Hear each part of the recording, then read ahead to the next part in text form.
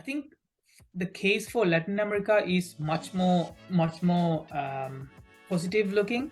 Given that the governments are proactively looking into how they can bring regulation and so on and so forth to try to normalize it as a normal currency. I know I read a report about China that they rather than having a decentralized, they're looking at a more government controlled sort of a coin and things like that. But I think that's totally different in somewhere like Latin America, places like I don't know, El Salvador and places like that. So I think there was a study done by Mastercard. There was I think 51% of the total population in Latin America have used crypto in a stable coin. That shows that there is huge growth area in that region. I don't think that will be the same case in somewhere like, I don't know, London or Europe or somewhere like that. And I think it makes sense because people have lost confidence in their own currency, and so they're looking into alternatives, right? So I think there's a big market, and I think what was the company? I think Bitfinex. They recently acquired a Chilean operating exchange, just to go show that the big organization coming in and acquiring these companies, because they also see this side. In Asia, I think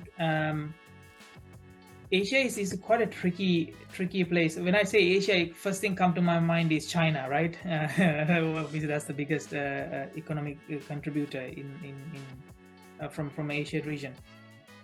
That's a tricky one, I think. It all depending on how the government see crypto as a digital currency.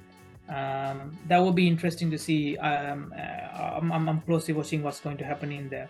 Now, the biggest difference, I would say, between the emerging market and the ones that are already established, I feel there's going to be more innovation from the emerging markets.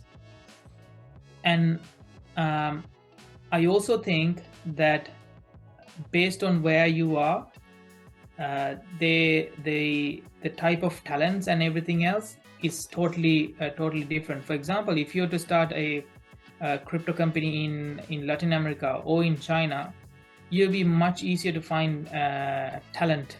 It will be much easier. Thanks for watching this clip from Emerging Voices. If you enjoyed our content, please take a moment to like this video and share it with your friends. And to stay up to date with what's happening in Web3 from emerging markets, we produce a 5-minute, once-a-week newsletter recapping the week's Web3 news from Africa, Asia, Latin America, and Eastern Europe to help you stay informed and stay smart. Link to get access is in the description. And before you go, please subscribe to our channel. Thanks again, and see you soon.